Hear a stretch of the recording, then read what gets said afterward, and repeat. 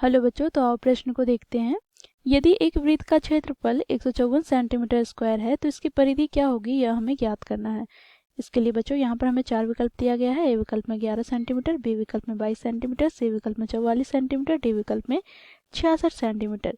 तो दिए गए प्रश्न की मुख्य अवधारणा की बात करें तो बच्चों यहाँ पर हम सूत्र देखेंगे। वृत्त का क्षेत्रफल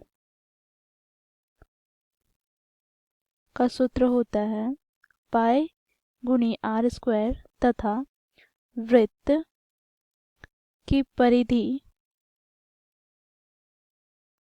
का सूत्र होता है 2 गुणी पाई आर। तो दिए गए प्रश्न को बच्चों इस मुख्य अवधारणा की सहायता से हम हल करेंगे।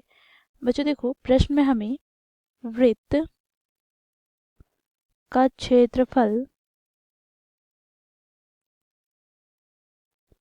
154 सेंटीमीटर स्क्वायर दे रखा है। देखो यहाँ पर। अब बच्चों देखो, मुख्य अवधारणा में हम लोगों ने देखा है कि वृत्त का क्षेत्रफल कैसे ज्ञात करते हैं, तो पाई आर स्क्वायर। तो यहाँ से बच्चों हम क्या लिखेंगे, तो पाई आर स्क्वायर बराबर 154। तो बच्चों देखो, यहाँ से हम पाई का मान 22/7 लेंगे, गुना में आर का स्क्वायर बराबर हो जाएगा 154। अब बच्चों देखो, यहाँ पर 22 को हम 11 से विभाजित करें तो 11 दूनी 22। यहाँ से बच्चों देखो 11 एक 11, यहाँ पर 4 बच गया तो 11 चौके 44। बच्चों देखो यहाँ पर 2 से विभाजित करते हैं 14 को तो 2 सते 14। तो यहाँ से बच्चों हमें आर स्क्वायर बराबर क्या प्राप्त हो गया, तो 7 गुना 7। बच्चों देखो यहाँ से हमें आर बराबर क्या प्राप्त हो जाएगा, तो अंडर रूट अर्थात वर्गमूल 7 गुनी 7 का। तो यहाँ से हमें आर बराबर क्या प्राप्त हो जाएगा, तो बच्चों देखो यहाँ पर 7 का युग्म है अर्थात यहाँ पर 7 वर्गमूल से बाहर आ जाएगा तो हमें प्राप्त हो जाएगा क्या, 7। तो बच्चों देखो यहाँ पर हमें त्रिज्या प्राप्त हो गई 7 सेंटीमीटर।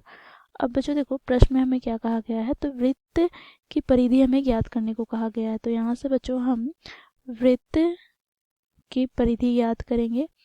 तो वृत्त की परिधि ज्ञात करने का सूत्र क्या होता है, तो मुख्य अवधारणा में हम लोगों ने देखा है ये 2 गुनी पाई आर के बराबर होगा।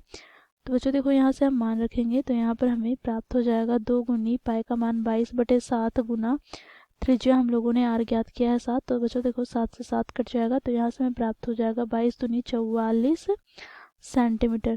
तो बच्चों हमने वृत्त की परिधि कितना ज्ञात किया, 44 सेंटीमीटर। बच्चों विकल्प की ओर चलेंगे तो कौन से विकल्प में 44 सेंटीमीटर दिया गया है, तो विकल्प सी में। तो विकल्प सी यहाँ पर बच्चों हमारा सही विकल्प हो जाएगा, बाकी विकल्प गलत हो जाएंगे। तो इस प्रकार बच्चों हम लोग मुख्य अवधारणा की सहायता से दिए गए प्रश्न को हल किए। आशा करती हूँ आप लोगों को यह प्रश्न समझ में आया होगा। धन्यवाद।